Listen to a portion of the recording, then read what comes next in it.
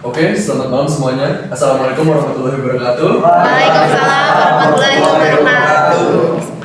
Selamat malam semuanya. Om Swastiastu, salam kebajikan, salam sejahtera untuk kita semua. Pada kesempatan ini kita akan memasuki sebuah diskusi kritis mengenai masalah-masalah yang ada di human relation, khususnya di lingkungan organisasi dan di perusahaan. Dalam debat malam ini kita mempunyai 4 kelompok yang masing-masing mempunyai satu makalah yang berbeda-beda jelas temanya. Dan di sini para peserta akan mengulas secara kritis penyebab, dampak, serta solusi atas berbagai tantangan dalam human relation. Saya selaku moderator akan memandu jalannya debat agar tertib, terarah, dan memberikan ruang yang seimbang bagi setiap pihak untuk menyampaikan pandangannya. Dengan demikian, mari kita mulai sesi debat ini dengan pikiran terbuka dan semangat mencari pemahaman yang lebih baik mengenai bagaimana human relation dapat diperkuat guna menciptakan lingkungan kerja yang lebih harmonis dan produktif.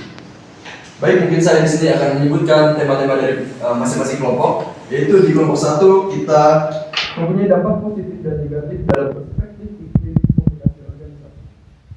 Di kelompok 2, peran human relation dan leadership dalam membangun peran yang efektif.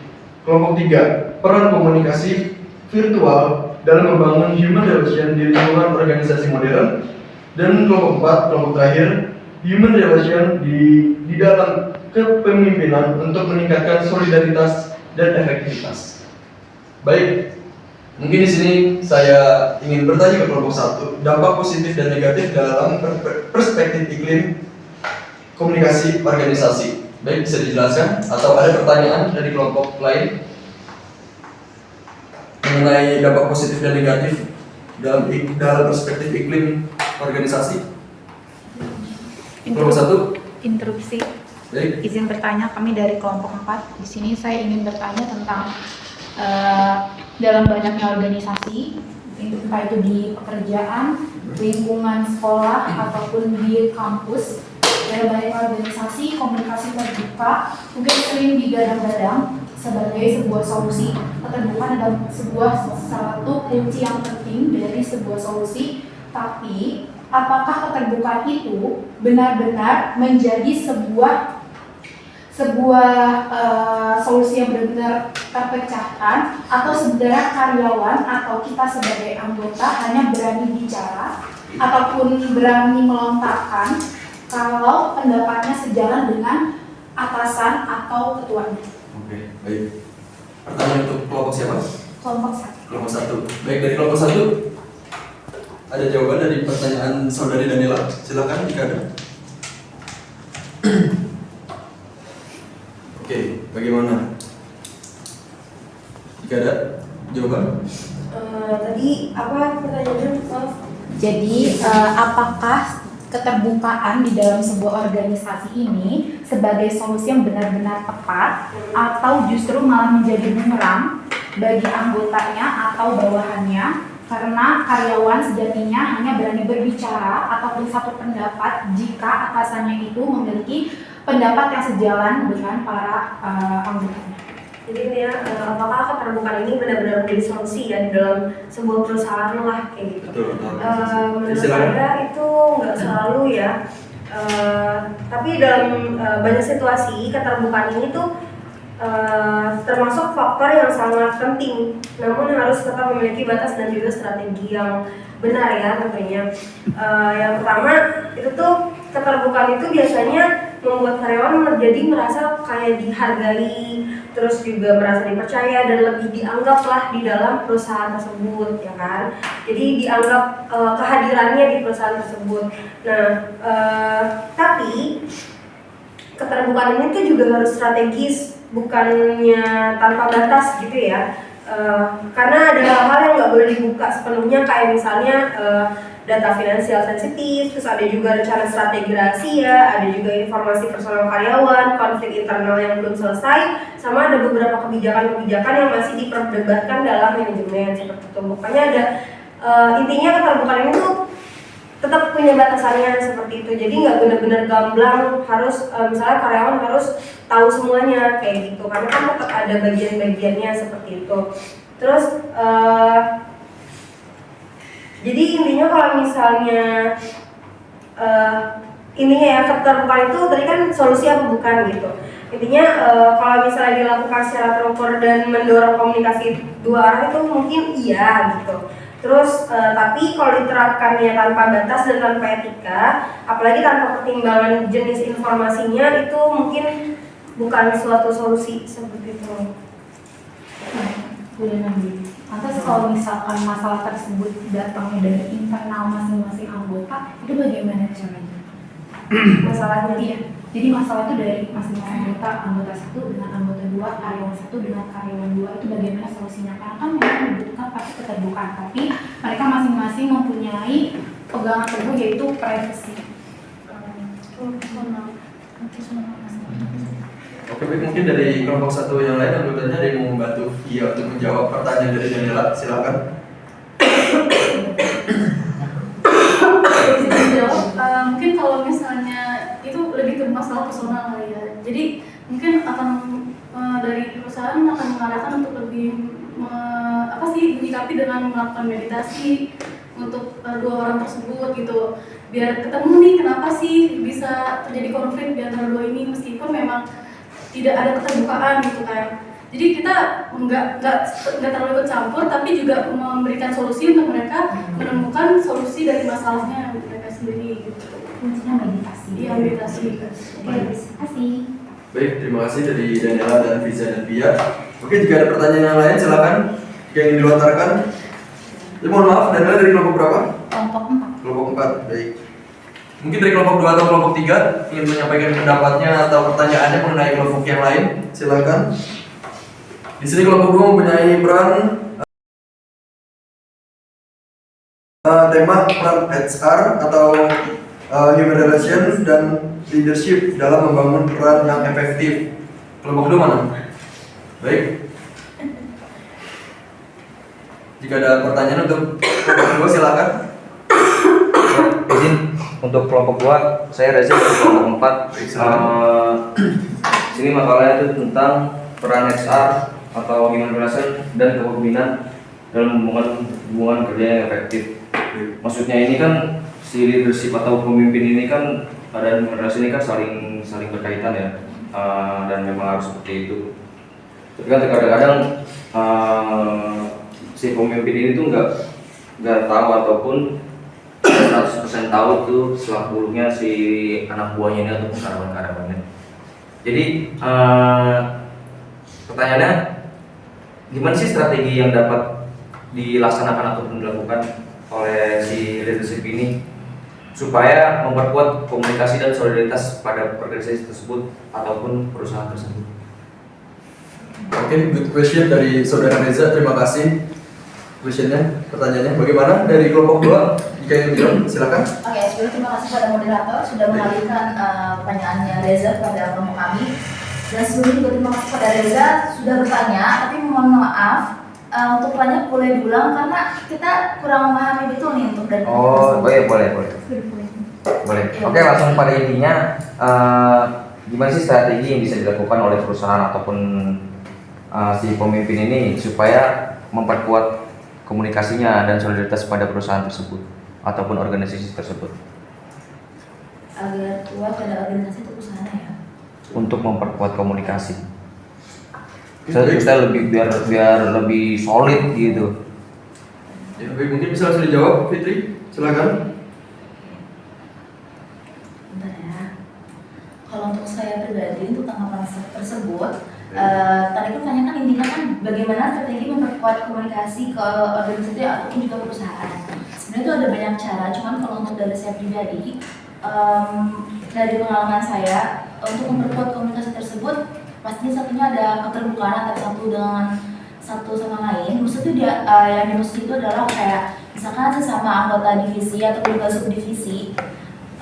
Jadi kayak misalkan kalau misalkan kita ada kesusahan dalam bekerja, kita bisa tektokan nih sama partner kita gimana sih caranya. Ataupun kalau misalkan kita kayak udah kehilangan kayak udah ya bisa bilang kehilangan beberapa ide ataupun juga kurangi ide yang tepat, kita bisa kok bertukar solusi ataupun juga bertukar ide dengan tim kita. Terus juga kalau misalkan strateginya gimana untuk kayak biar benar-benar memperkuat komunikasi, ya itu kita punya adanya komunikasi dan keterbukaan lagi ke situ. Karena untuk dua hal itu adalah kunci gitu untuk di dalam human relation, apalagi untuk memperkuat komunikasi dalam perusahaan. Terus selain itu juga selain itu kalau misalkan teman-teman lebih sering menemukan kayak gathering segala macam, nah itu adalah salah satu bagaimana untuk memperkuat komunikasi antar anggota ataupun juga antar anggota satu divisi maupun divisi lain, yaitu dibuatkan acara gathering. Karena di acara itu kan pasti kan semua divisi kan satuin ya, apalagi dengan adanya games-games yang menarik, terus juga ada kuis-kuis ada kuis yang interaktif, terus juga ada isi acara yang bermacam-macam yang bikin satu sama lain ini tuh bisa terbuka gitu komunikasinya, yang tadinya cuek sama si A jadi kayak tahu nih si A karakter kita kayak gini, cara kerja dia tuh kayak gini gitu. Kalau menurut saya sih gitu ya. Mungkin dari partner saya ada tambahan atau gimana? Mengenai tadi yang dibahas, tadi kan ada bahasa tektokan sesama anggota gitu ya. Terus gimana sih cara si pemimpin atau leadership ini tuh cara pendekatan komunikasinya? Misalkan di dalam organisasi isinya 10 orang dan itu terdapat yang kubu-kubu itu 3 atau 2-3 kubu lah. Dan mungkin mereka tuh punya tujuan yang berbeda-beda ataupun punya strategi pemikiran yang beda-beda tentang tujuan organisasi tersebut. Terus gimana nih cara dari pemimpin ini cara pendekatannya gitu? Oke, terima kasih sebelumnya atas pertanyaannya juga. Boleh dijawab? Oh, boleh. Kalau mungkin dari pemimpin buat mempersatukan karyawannya ya mungkin dengan cara dikumpulkan gitu loh, kayak misalnya yang pertama yang mediasi tadi gitu kan, karena kan kita nggak tahu ya isi pikiran orang, apalagi karyawan itu banyak gitu, pemimpin tuh nggak bisa langsung ngertiin semua karyawan gitu kan, sedangkan setiap orang tuh punya pemikiran yang masing-masing. Terus kalau misalnya kita satuin kayak itu nggak akan bisa. Jadi sebisa mungkin pemimpin itu ngedengerin nih apa keluhan atau masukan dari karyawannya masing-masing. Jadi pemimpin itu tahu gitu apa yang karyawannya pengen, apa yang karyawannya tuh alamin sendiri gitu. Oke, sebelumnya mohon maaf, Anissa dari kelompok berapa? Dari kelompok 1. Kelompok 1 sih, oke. Dari Evan Kalau mungkin ada dari tambahan, saya silakan. bisa diperjelas apa disimpulkan. Jadi kayak pemimpin tidak hanya kayak memberi instruksi pada karyawan tersebut, tapi juga menerima masukan, kritik ataupun ide dari karyawan tersebut. Jadi itu salah satu cara untuk meningkatkan kepercayaan dan mencegah adanya miskomunikasi. Seperti itu. Dan cara pendekatannya seperti apa? Kan pertanyaan saya itu, cara pendekatannya. Oke, untuk kalau misalnya itu untuk cara pendekatan itu banyak ya, relatif gitu, bukan cuma hanya satu aja. Salah satunya itu cara pendekatannya ya pasti seseorang pemimpin itu sudah harus wajib memiliki skill pendekatan pada karyawannya gitu. Kalau nggak kayak gitu kita nggak tahu nih kinerja bawahan kita kayak gimana, anggota kita kayak gimana, tanpa tahu kita berusaha mendekatkan diri kepada mereka gitu. Kayak misalkan yang saya alami sekarang nih, saya magang yang dimana ketua divisi saya itu sangat aware gitu sama bawahannya, bahkan kayak anak magang sekalipun.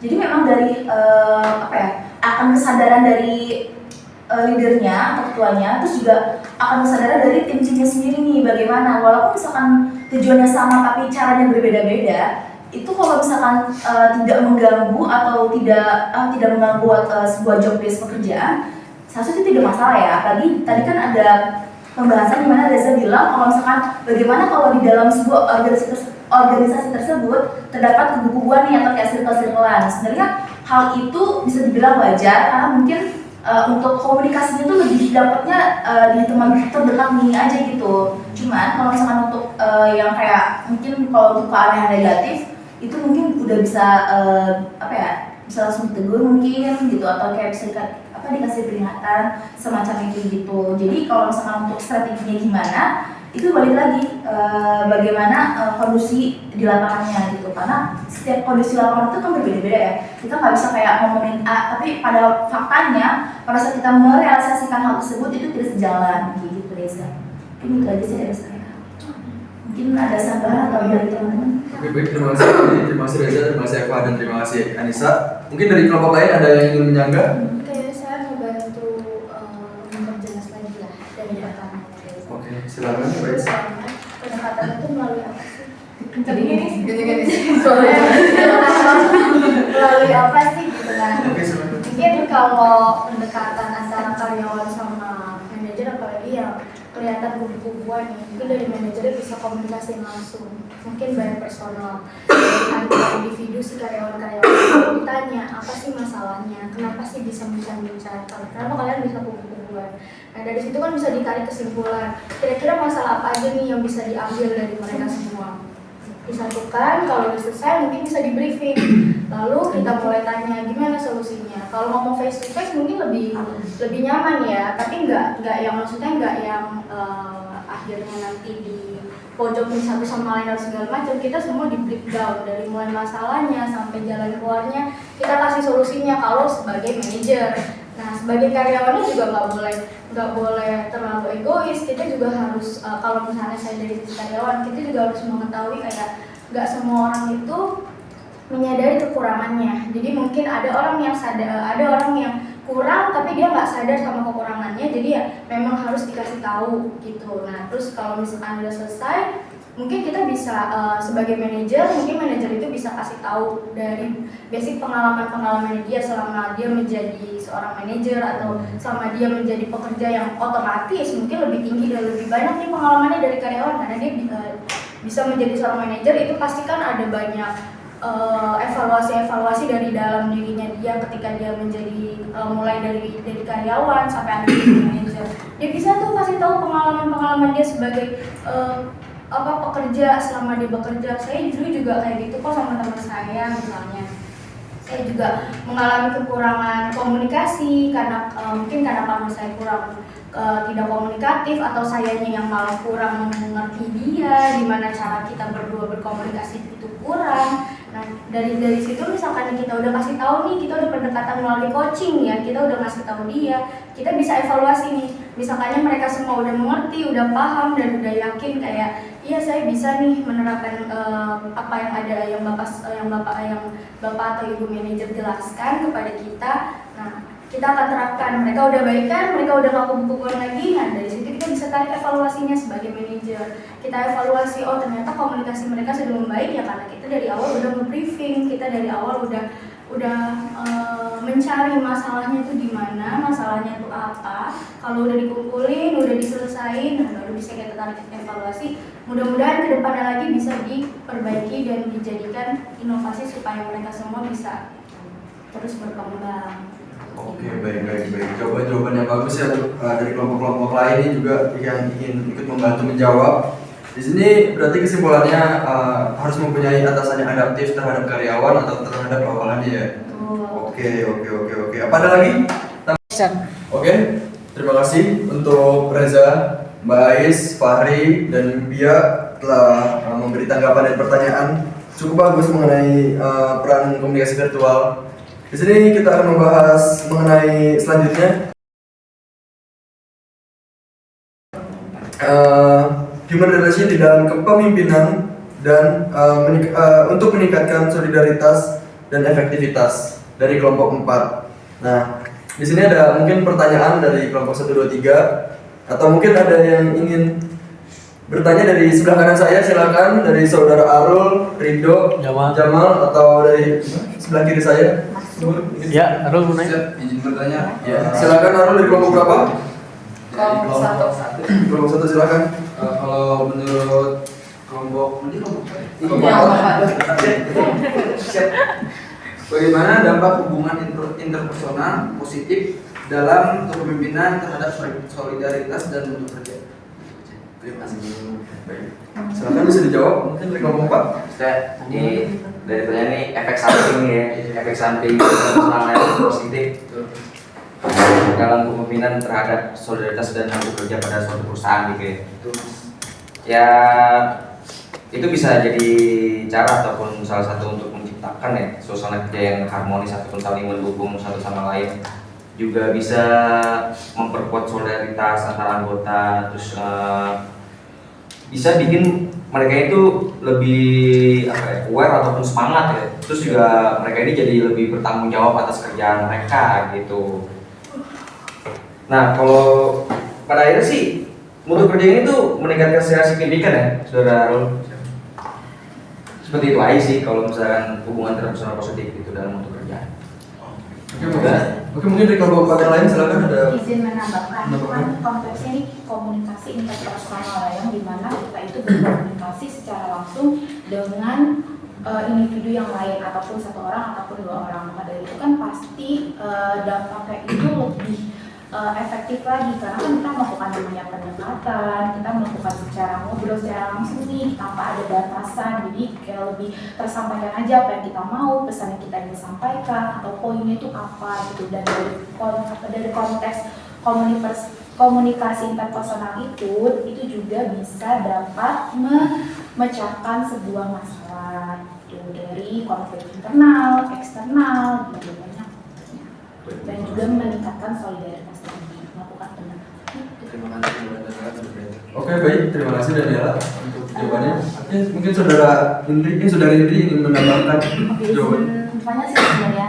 Oke, silakan pertanyaan. Jadi kan kalau misalkan kayak pendekatan constellation gitu di dalam kepemimpinan dapat tetap relevan nggak sih di organisasi yang memang sangat berbasis teknologi atau biasa disebut tuh high automation, yang dimana interaksi itu yang dimana tuh interaksi manusia itu makin berkurang. Nah kalau misalkan itu gimana mekanismenya?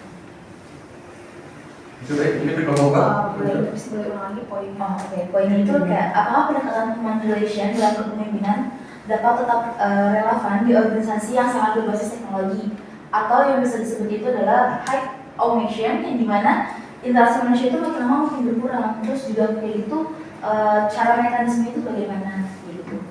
Interaksi yang maksudnya berkurang itu jadi kan itu kan organisasi ya, yang sudah sangat berbasis teknologi gitu, yang dimana contoh kecilnya Oh enggak, kalau misalnya berbasis teknologi itu malah makin dekat ya, karena kan kita lebih gampang ya namanya teknologi ini kan masih terus berkembang dan akan terus berkembang pada sampai hari kiamat gitu ya. Iya, karena iya.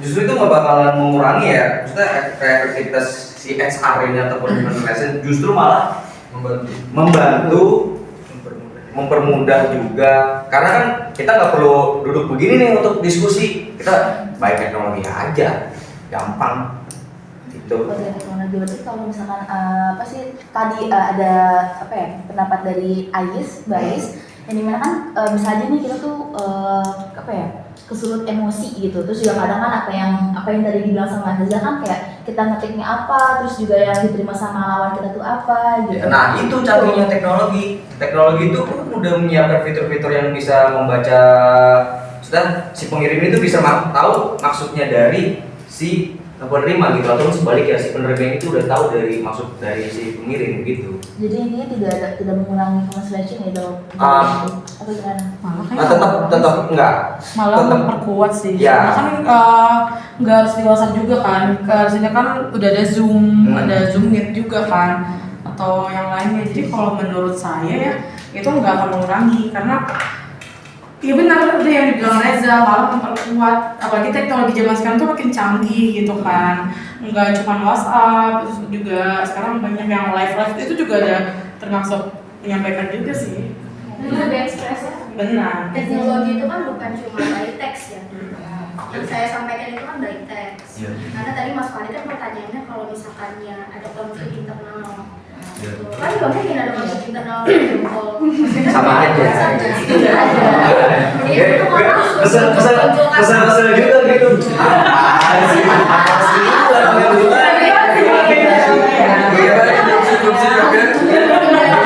untuk menghindari konflik internal itu kan ya supaya supaya kita nggak ketemu dia ya kita by text. Makanya saya tadi jelaskan itu teknologi by text. Nah kalau misalkan yang dimaksud Reza ini mungkin lebih ke kita dari yang jauh bisa terasa mendekat ya, kita bisa video call, kita bisa zoom, itu kan nggak perlu mengurangi intensitas kesulitan kita dalam membaca ekspresi manusia, dan itu juga bisa jadi bonding meskipun kita jauh, kita ya rasanya dekat aja. Terima kasih Mbak.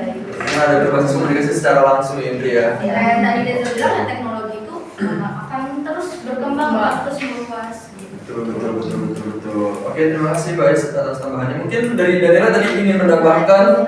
Kita coba untuk mekanisme, mungkin kan di dalam perusahaan ada yang namanya kita buka forum ya, secara itu terbuka itu dalam arti secara langsung bisa, ataupun baik online juga bisa, kayak misalkan Google Form itu kan bisa juga. Jadi teknologi mah mudah-mudahan nggak bakal bisa menghambat sih. Oke, terima kasih Daniela, terima kasih Indri. Oke, mungkin ada pertanyaan lain dari Farhan mungkin, silakan. Tadi kelompok 4. Itu sih tambahan sedikit lagi ya masalah teknologi ini. Mungkin ada sedikit masalah ya di teknologi. Masalah ini aja sih palingan yang namanya teknologi kan kita berbasisnya tuh jaringan ya. Palingan masalahnya sih di buffering aja. Iya, sampai kota tuh koneksinya terganggu, misalkan satelitnya ada apa gitu diserang makhluk yang lain misal. Misalnya gitu aja sih. Tapi nggak mengurangi. Nggak menghalangi. Iya, nggak mengalami si efektivitas dari si sensor ini dalam teknologi. Ya kan kayak yang tadi dibilang teknologi itu kan pasti berkembang dan jadi satu satelit ya kita bisa pakai yang lain gitu. Pasti ada ya kita, let's say kalau ngomongin merek ya kita Telkomsel buffering kita masih bisa pakai Tri buffering kita masih bisa pakai Indosat buffering kita masih bisa pakai WiFi, Indocom, segala macam semua udah ada. Banyak lah ya. Mungkin sih kalau menghambat kalau menurut saya. Oke, terima kasih dari Mbak Ais. Mungkin dari Pak Subur, silakan ingin menambahkan. Saya ingin bertanya, apakah teknologi ini akan efektif di suatu pedesaan? Nanya ke sana. Nantinya silakan kelompok 4, Pak Subur, kelompok 3 sudah lewat. Dari kelompok 4, Apakah kalau itu mungkin orang-orang di desa itu sulit untuk mengakses internet atau segala macam. ya, apakah teknologi ini tuh sangat gimana tadi? Sangat efektif untuk bagi orang pedesaan? Ya pasti sangat efektif karena itu kan pas apa ya? Justru malah nambah efektivitas cara kita tuh berkoneksi sama orang gitu. Kalau misalkan kita nyinggung orang desa itu dalam tanda kutip mohon maaf gitu kayak enggak ya mohon maaf. Iya kan contoh gitu. Kayak susah memahami teknologi ataupun seperti apa. Karena yang saya tahu ini kebanyakan generasi kita yang tinggal di desa pun udah mengerti teknologi. Ataupun misal saya punya teman tuh orang Pontianak tinggal di pedalaman dan kebetulan itu merantau ke sini. Nah dia ya paham teknologi gitu, malah dia bisa menyampaikan memberi pelajaran ke orang tuanya. WhatsApp tuh seperti ini loh, Zoom itu seperti ini loh, kayak gitu. Justru sangat efektif banget bagi warga pedesaan gitu. Jadi benar banget. Itu juga kalau misalnya di pedesaan itu juga nggak selamanya kayak kita kenalnya kayak mungkin katrok gitu ya. Mereka juga mungkin menggunakan aplikasi kayak misalnya cuaca segala macam, apalagi kayak yang para petani kayak gitu, mereka tuh pasti bakal ngandelin aplikasi cuaca ini supaya mereka tahu nih kira-kira hari ini hujan apa enggak ya, kira-kira hari ini gimana ya sampai seminggu ke depan tuh cuacanya akan kayak gimana, karena itu tuh akan berdampak ke hasil taninya mereka seperti itu. Makanya mereka juga harus melek sama teknologi sih, nggak mungkin maksudnya kayak mau terus-terusan kayak gitu aja, kayak gitu mau terus-terusan kayak cuma dengerin radio aja, mungkin memang sinyalnya kurang ya, cuma kan pasti beberapa perusahaan pastinya bakal terus meluas lagi nggak sih, maksudnya kayak masuk ke pedalaman juga gitu loh, ke pedesaan, kecuali misalnya kayak pedalaman itu emang nolak untuk teknologi gitu ya, kayak contohnya kayak Baduy Dalam mungkin gitu kan, yang emang mereka tuh menolak untuk adanya teknologi seperti itu. Cuma kan di beberapa desa mereka malah yang terbuka gitu kan, malah menerima seperti itu. Ya baik, terima kasih Bia. Mungkin ini bisa sudah ini out of the topic. Sebenarnya kan tema dari kelompok 4 itu human relation di dalam kepemimpinan untuk meningkatkan solidaritas dan efektivitas. Itu nggak apa-apa banget. Ini kita membahas kelompok 3 sebenarnya. Karena di kelompok 3 mempunyai tema yang menarik untuk dibahas. Bagaimana komunikasi itu menjalankannya dengan teknologi kayak gitu. Jadi keterusan nih pembahasannya sampai ke kelompok 4. Cuman nggak apa-apa. Oke, di sini saya mungkin sebagai moderator yang ingin bertanya agar bisa meluruskan agar masuk lagi ke topik ke kelompok 4 ini bagaimana. Saya ingin menanyakan nih gimana sih jika konflik dianggap hal wajar di sebuah organisasi, sampai batas mana konflik ini masih bisa ditoleransi sebelum merusak kinerja di dalam sebuah organisasi seperti itu. Silakan dari kelompok 4. Oke, silakan jawabannya dari kelompok 4. Interupsi, konflik, batas konflik yang emang udah nggak wajar itu pastinya udah menyerang ranah pribadi. Toksik, ranah pribadi itu pasti udah menyerang ranah itu nggak wajar. Makanya Oke, interupsi sebentar. Di sini konfliknya sebagai hal yang wajar. Oh, bukan hal yang wajar. Hal yang wajar. Terus bagaimana? Terus sampai batas mana nih konflik ini masih bisa ditoleransi sebelum merusak kinerja dalam organisasi seperti itu? Dianggap seperti hal wajar konflik ini. Bagaimana? Sampai batas mana? Silakan jawab.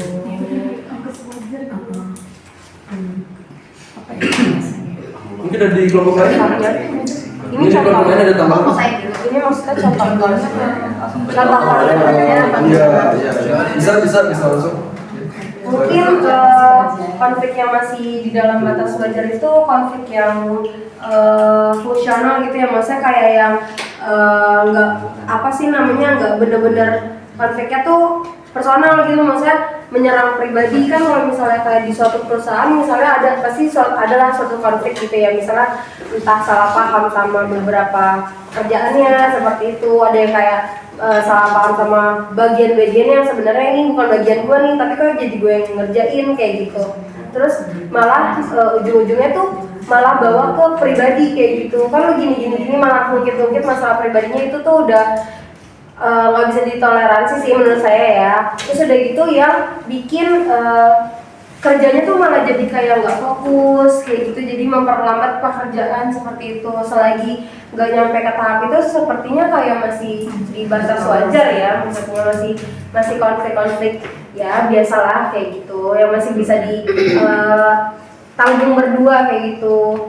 Oke, misalkan nih dari konflik yang tadi seperti kubu-kubuan itu kan biasanya udahlah biarin gitu kan, yaudah lu bertiga aja gitu. Itu sebagai hal yang wajar. Nah itu ya, maksimalnya itu konflik tersebut menjadi meledak. Nah itu ketika kubu-kubuannya itu seperti apa gitu. Oke, izin menjawab. Jadi kalau untuk kubu-kubuan itu ya, batas maksimalnya itu ketika itu udah mengganggu profesionalisme dalam bekerja. Let's say oke, kita main kubu-kubuan, tapi ketika ketika saya butuh Anda untuk menyelesaikan suatu pekerjaan di dalam perusahaan ini, ya kamu juga harus bisa bekerja sama dengan saya. Bukan malah mentang-mentang kita lagi nggak tegur-teguran, atau kita lagi marahan, atau kita lagi ada bersih tegang, terus pekerjaan Anda nggak Anda selesaikan dengan baik, dan akhirnya mengganggu pekerjaan saya juga. Karena kita yang namanya dalam dalam satu perusahaan itu pasti kan kita connected kan, kita pasti kita pasti berkesinambungan, kita pasti terhubung. Nah kalau sampai itu memutus rantai dan merusak pekerjaan kita, mengganggu pekerjaan kita, ya itu udah batas maksimal dari sesuatu yang bisa dianggap wajar dalam konflik, ya dalam sebuah konflik internal. Kalau udah mengganggu pekerjaan itu udah nggak bisa dianggap suatu konflik yang masih bisa dianggap wajar ya. Itu udah harus diselesaikan, itu harus diomongin, itu harus benar-benar diselesaikan apa maunya, gimana ceritanya, dan apa solusinya. Gitu. Baik, terima kasih Mbak Is, terima kasih. Ya, mungkin dari kelompok 4 ya, kelompok tersendiri. Ini manfaatnya human relation tuh di sini. Baik, silakan. Maksudnya kalau misalkan yang tadi ya kayak kubu-kubu gitu kan, mungkin yang tadi sempat dijelasin juga sama Ingrid juga Mbak Ais dan juga Ingrid gitu kan. Sampai mana dulu gitu. Maksudnya tadi kan pertanyaannya sampai mana sih konflik itu bisa dianggap sampai hal wajar. Iya. Mungkin kalau kubu-kubuan, kalau misalkan di udahlah nggak apa-apa gitu, itu nggak bisa juga, itu lama-lama pasti bakalan bom waktu gitu ya kan, bom waktu lama-lama bisa meledak juga. Lebih baik kalau misalkan si pemimpin ini dia ini langsung cari tahu aja ataupun dibicarakan gitu permasalahannya apa gitu, supaya tidak mengganggu efektivitas. Kira-kira seperti itu. Terima kasih dari kelompok 4. Mungkin ada tambahan, ada statement mungkin mengenai pertanyaan tersebut. Oke, mungkin ini statement terakhir dari moderator. Terima kasih kepada seluruh peserta debat pada malam hari ini yang telah mengikuti diskusi kita. Dari berbagai argumen yang telah disampaikan, kita belajar bahwa yang moderasi itu bukan sekedar persoalan komunikasi, tetapi merupakan fondasi yang menentukan kualitas kerja, produktivitas, serta keharmonisan dalam sebuah organisasi. Harapan saya sebagai moderator, diskusi ini tidak berhenti hanya pada ruang debat hari ini, tetapi menjadi pemantik bagi kita semua untuk lebih memahami peran manusia sebagai inti dari setiap organisasi. Karena pada akhirnya teknologi bisa berkembang, sistem bisa berubah, tetapi kualitas hubungan antar manusia tetap menjadi penentu utama keberhasilan sebuah lembaga. Dengan demikian, debat kita malam ini resmi saya tutup. Terima kasih atas perhatian dan partisipasinya. Sampai jumpa di diskusi berikutnya.